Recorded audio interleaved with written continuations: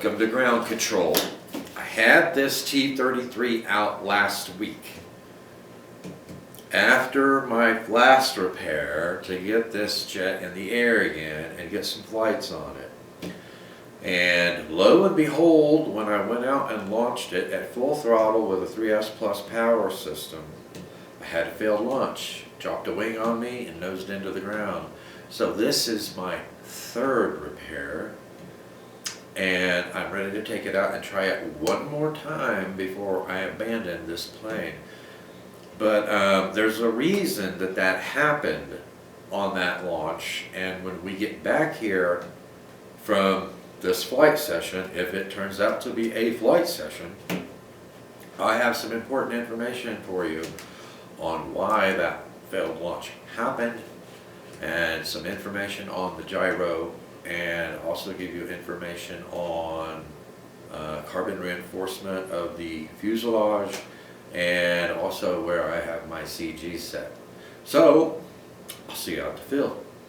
Okay, we are going to try and get this Aeros T-33 back in the air again. I have it in safe mode for launch because I had a failed launch on it last time I was out. It just, I went full throttle with the 3S Plus power system. It just dipped a wing on me and nosed down.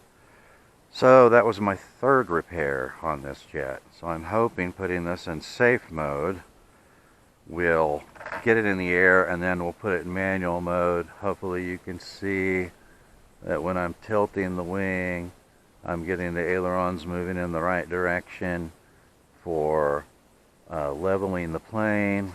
Same thing with the pitch. And if I invert it, the ailerons fully deploy to ride it up. So that is what they refer to as stability mode, which would be 6G mode or safe mode. So we're going to see if that will help us get this in the air, because it has been a bit of a pain on launch out here with belly launches. Alright, I got the wind coming right across the road. So let's see if we can get it in the air. Here we go.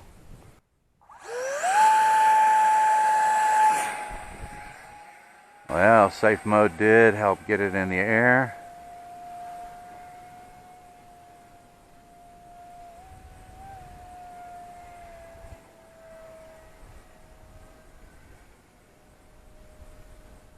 Alright, so we're going to come back through here, and then we will put it into manual mode and see what we have. The safe mode really got it in the air for me. Okay, so let's see. Now we are in manual mode.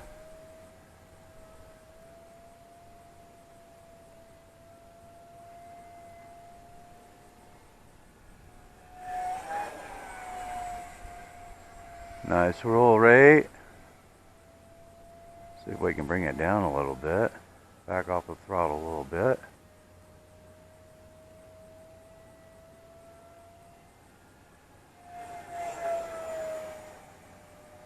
I'm just savoring the moment, guys.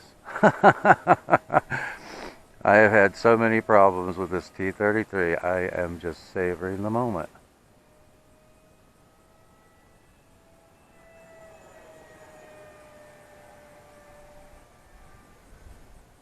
Looks like we need a little down trim.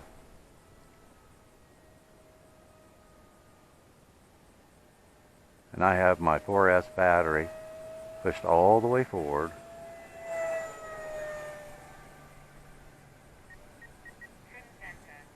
Yeah, did you see that?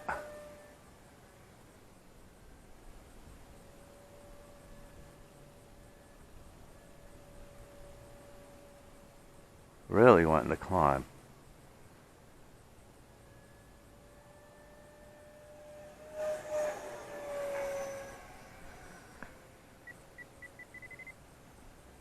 Stall. Drop the wing.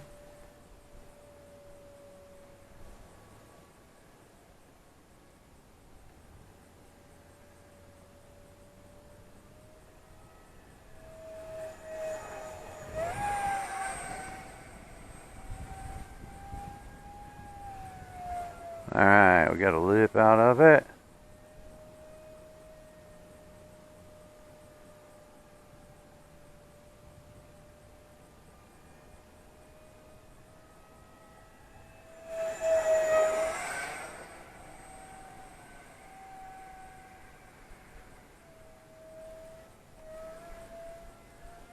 Whoa! Did you see that stall? I had to put that back in safe mode to save it. It was going into a flat spin. Okay, let's bring it around, see if we can land it in safe mode. It was going into a complete flat stall.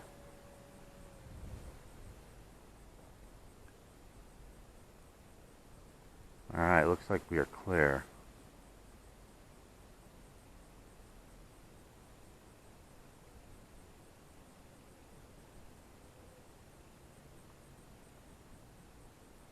Oh man, does she want to glide? Going around. She really wants to glide.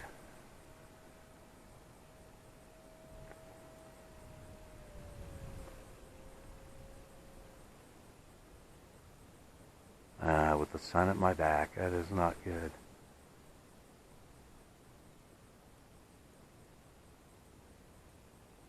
Alright, let's see if we can get it slowed down a little bit. Ooh, I think my nose wheel just went.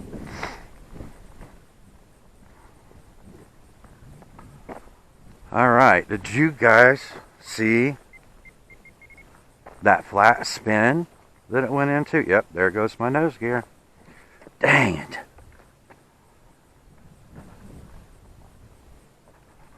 Alright, let's see here.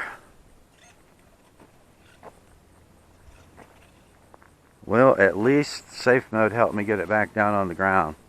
But, man, it just wants to float forever, doesn't it? I'm surprised that this T-33 has such a good glide profile. But when I was doing a split S maneuver and I stalled it at the top, it went into a flat spin, and safe mode is the only thing that saved it. Isn't that amazing? Alright, so I don't know. Let me see if I can do something about my nose wheel. I want to check the battery real quick and see how much juice we've got left in the LiPo. But this one has really bad stall characteristic.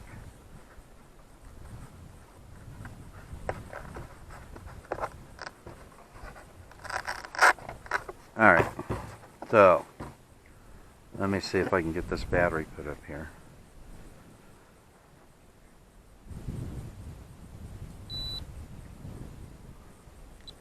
Three 3.77, 3.77, 3.77, 3.77. So not bad.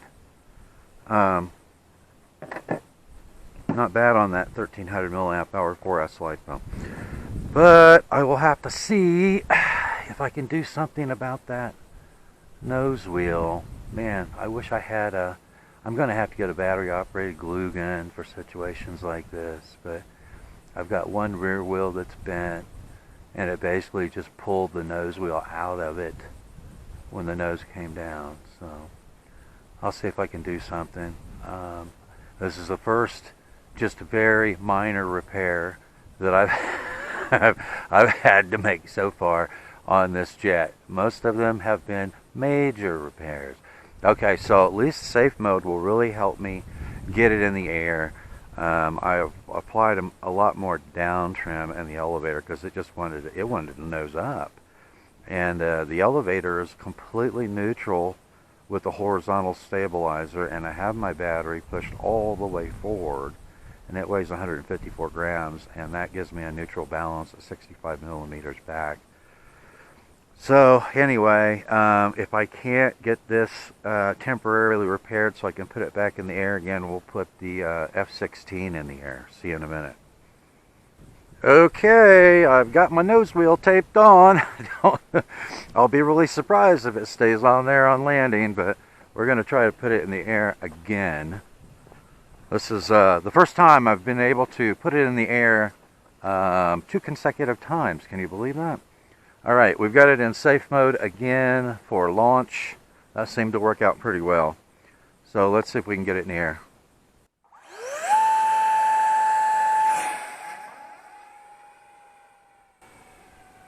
Alright, we got it in the air again. And I can see the gyros fighting me. Alright, now we have it in manual mode. And you saw that flat spin, right? That was not good. You do not want to stall this plane. Alright, so my elevator feels pretty good now. It doesn't seem to be climbing like it was.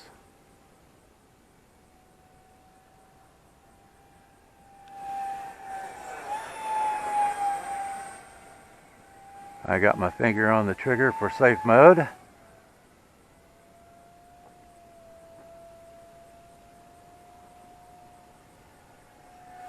You never know.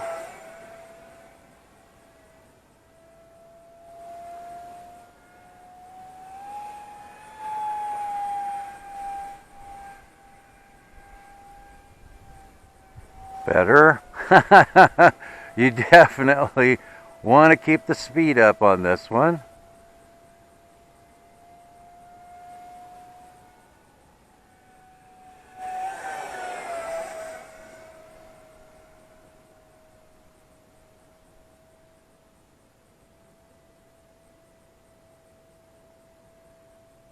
I know I'm getting kind of far away, but I'm a little afraid of pulling too tight on the reins with this one.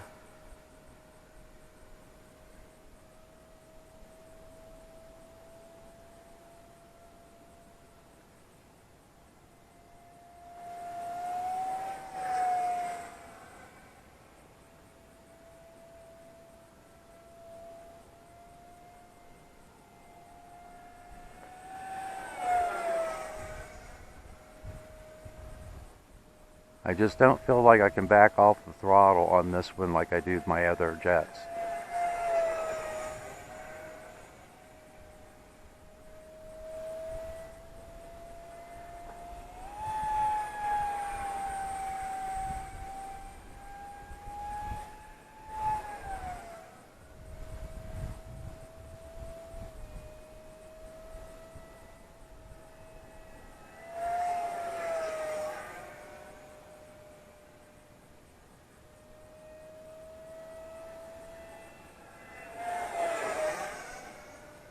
Sure does look cool in the air though.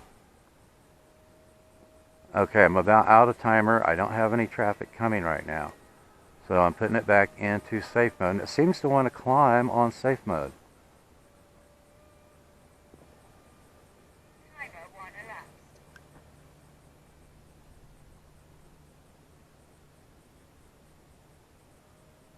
And it's a wide sweeping turn. I'm going to have to come back around.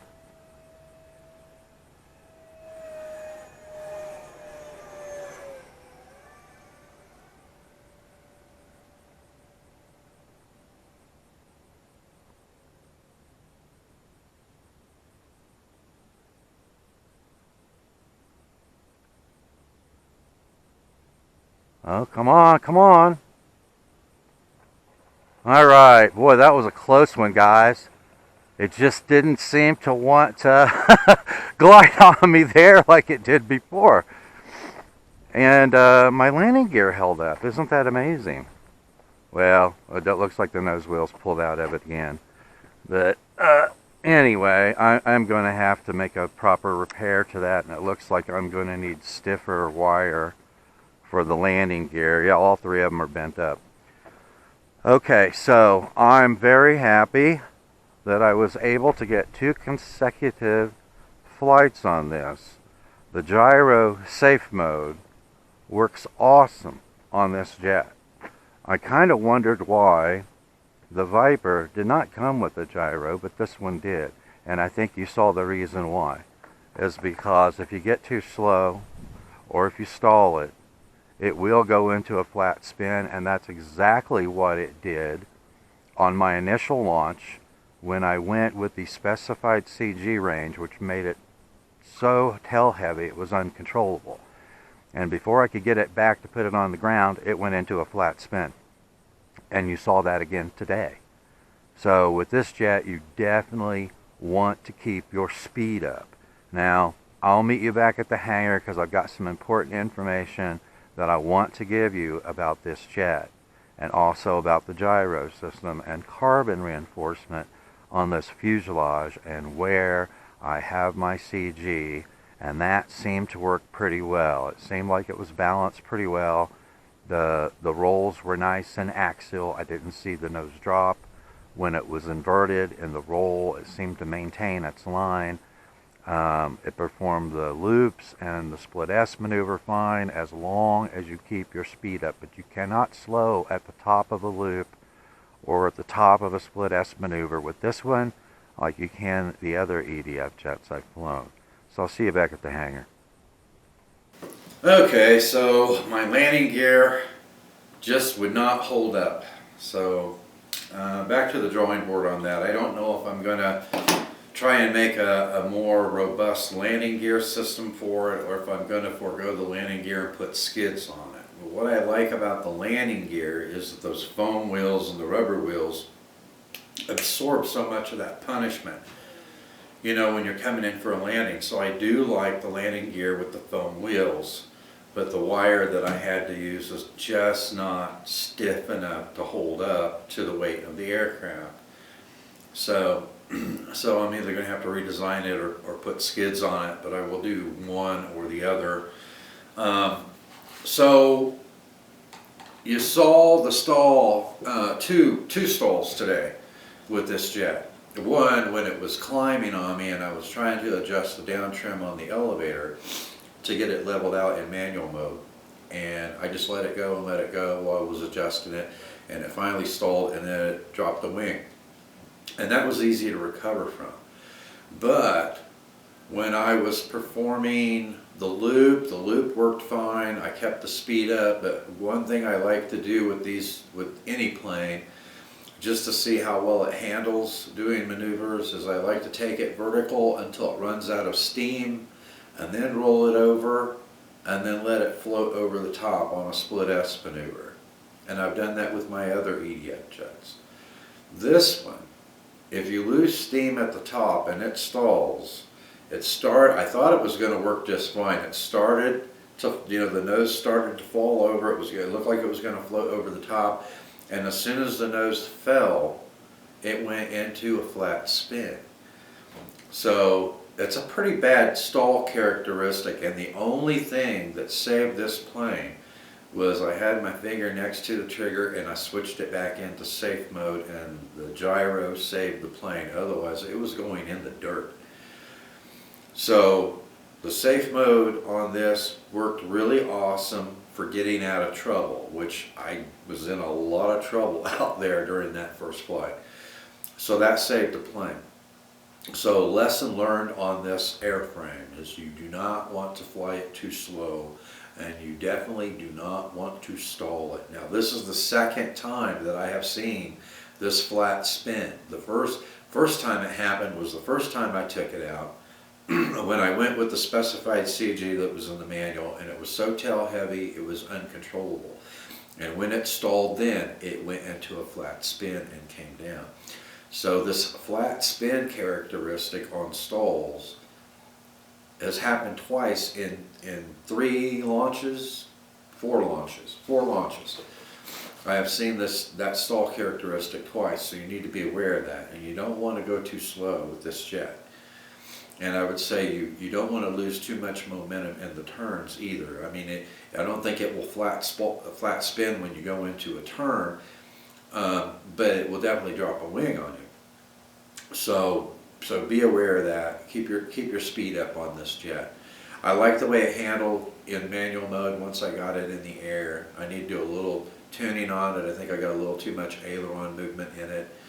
So I will work on that, and then I will put together my setup file, my OpenTX model file. This is set up for a 3S Plus power system, so I've got a 4S LIPO in it. The top of the throttle is clipped at 77%. It had pretty good power at that, but this is a heavier plane than the other two 50mm jets that I have. So it doesn't quite have the thrust to weight ratio the other two jets have, but it definitely has sufficient power to do all kinds of maneuvers with it. So I was happy with that. I had this brake, I had my fuselage brake on this right here at the leading edge of the wing in an almost identical spot on both sides of the fuselage. Now the problem with this fuselage, because you've got a pretty big canopy on it, right? And so there's not a lot of foam above this wing tip. And your LIPO, in order to get the CG on this jet, it's pushed all the way out here. The edge of my LIPO is right here underneath the front of the nose at the very end of the canopy in order to get my CG. So that's a lot of weight, and that's a pretty big lever. So if you get a pretty good impact right there underneath the fuselage, right there where that leading edge of the wing is, this fuselage is going to crack open like an egg. It's done that to me twice now. So what I did, and I would suggest you do this at the minimum for reinforcement, is right there where that little like 45-degree bevel is, where the canopy sets down on top of it. I took 3mm by 1/2 millimeter carbon slat, and I glued that in there yesterday, all the way from where the canopy begins to where it ends. Now, I don't know why manufacturers don't do that right off the bat. They have to know that that's a weak point on that fuselage. But I would recommend that you do that at a minimum. And I think if I had not done that when I had that first hard landing where it hit and then it bounced up, I'm pretty sure it would have cracked one or both sides of that fuselage when that happened. So do that. It'll save you a repair. It'll take a lot less time to put that carbon slat in there than to glue and pin that fuselage back together and have to wait 24 hours to get it back in the air again. Okay, so I have a question for those who have this jet and have flown this jet and have used the vector gyro system that is in it. Because on my gyro, the LED status for the dynamic mode and the stability mode are reversed according to what it should be in the manual. In the manual it states that dynamic mode is solid red. I believe that's what it says. Let me check here real quick. So the LED status, yeah, so it says in dynamic mode the light is on, solid. Okay, well on mine, when it's solid, it's not in dynamic mode, it is in safe mode. So I was gonna tell you how I ended up having a failed launch on this last time I had it out, because this one's kind of heavy compared to the other two 50mm jets I have. So last time I had it out, previous to this flight session, I took it out and I wanted to launch it in safe mode, and according to the LED light, you know, the LED light was flashing, and according to the manual, that would be in, if it's not in manual mode, it's in stability mode, which is safe mode. So I thought that I was launching it in safe mode when in fact it was in dynamic mode. So when I let go of it, it kind of went up, it stalled, it dropped the wing and nose down into the ground, and then I had yet another repair. So I wasn't really happy with that. So I came back and I thought, well, maybe the gyro's not really working at all. So I came back and I tested it again. And the way that I found out which mode was which was I flipped it inverted. And you know that the safe mode, the mode that's going to do self-leveling, is going to completely deflect the ailerons when you hold it inverted, because it's going to want to try and flip it back over. So that's how I found out that my modes on my gyro for stability and dynamic mode were completely opposite of what it says in the manual.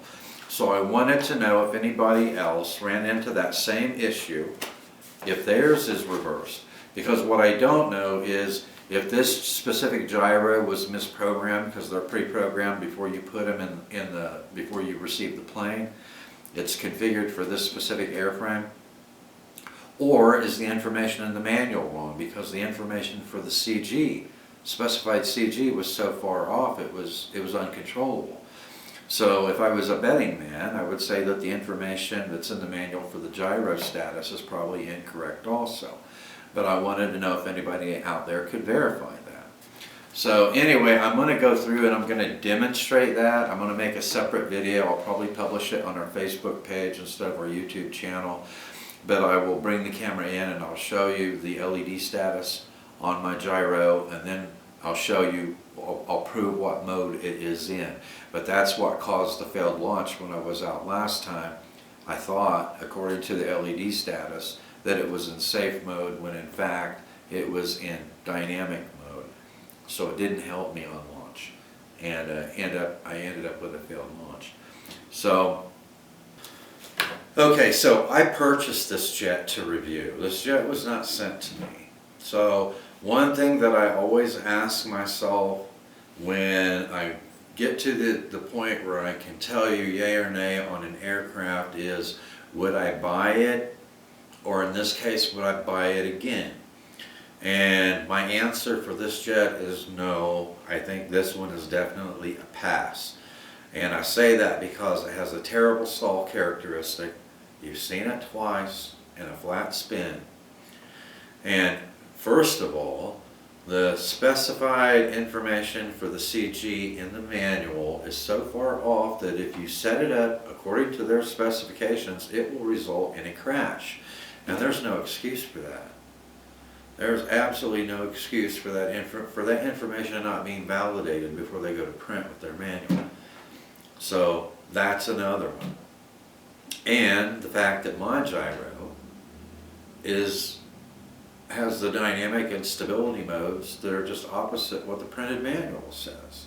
So, so no, I can't recommend it. I can't recommend it. But for those of you who have this jet already and are getting ready to go fly it the first time, or I've gotten questions from people who actually have it in the pipeline right now, meaning it's already shipped and it's on the way, this information will save your plane. So I sent all this information to Arrows RC about the CG. I sent the information regarding the gyro modes on this jet. So like I said, if any of you can validate that you have the same issue that I have with the gyro being in a different mode than what the manual specifies, please let me know. But anyway, they did validate the CG that I have set. So depending on what you're comfortable with the balance on your plane, I have mine, I measure, the CG that I'm going to give you is measured from the front of where the wing plate attaches to the fuselage. I measure back 65 millimeters from there. And I create a dot on either side of my ruler, and then I use a ruler to extend that mark out on the wingtip at an area on the wing where it's comfortable for me to be able to check the balance on the plane. I like having a completely neutral balance on my plane because it rotates in the pitch axis better that way. I know there are a lot of people that like flying their aircraft a little nose heavy. Flying an aircraft a little nose heavy does make it more stable, but it also makes it a little less responsive. So I think there's a lot of people that like to fly it a little nose heavy. So my suggestion for your CG would be somewhere between 60 to 65 millimeters back from where the front of the wing plate meets the fuselage. And I chose this spot rather than where the angled leading edge of the wing meets the fuselage because I think this is an easier, much more consistent way of measuring the CG. So this is the CG, this is the point where you're going to measure for that CG range I just gave you. 60 to 65 millimeters back from that point. I think if you do that, your CG is going to be just fine. I have the minimum rate set up on mine, which if I remember correctly is 8 millimeters deflection up and down on the elevator, 8 millimeters up and down on the aileron, and I have 50% expo dialed into mine. And that works well for me. If anything, I would say you could probably dial down the aileron a little bit because it has a pretty fast roll rate. But the way I have that set up for their suggested minimum rates on control surface deflection works well for the way that I like to fly. So I'm hoping that that information will give you guys the ability to get your T-33 set up to where you will have a successful maiden flight and not have the same level of disappointment that I had when I took it out and launched it for the first time. Also make sure that you test the modes on your gyro. Put it in the mode that specifies that it's a stability mode. If it's actually stability mode, then when you flip that upside down, it's going to deflect the ailerons fully to try and roll the plane back over. If it doesn't do that, then you are in dynamic mode instead of stability mode, and either the documentation or your gyro is set up just like mine. The center position, on mine is manual mode, just like it says in the manual. And you can tell that because you won't get any input whether you move it slowly or whether you move it quickly, because a dynamic mode is really going to activate when it sees abrupt movement of the plane with no stick input. So you'll be able to determine all three modes. But your stability mode will definitely deflect your ailerons fully when you hold it upside down. It's just so you know. You need to know that. You need to know that if you get in trouble, which switch position is going to put this in safe mode to save your aircraft. So anyway, if you guys have any questions, let me know. If you guys have the same issue with your gyro modes being different than what's specified in the manual, please let me know. I would appreciate that greatly. Unfortunately, I think this one is a pass, which is really disappointing to me because I love the look of the T-33. I think the airframe is absolutely gorgeous, and I so much wanted this to be an awesome flying jet, but it just didn't turn out that way. So anyway, thanks for watching, and look for the additional video that I will put up on the modes on this gyro, just to prove to you that mine are reversed from what the manual states. And depending on the length of the video, I might put it up on our YouTube channel. My guess is it will probably be up on Facebook, but I can't say for sure, one or the other. But anyway, thanks for watching, and I will see you in the air.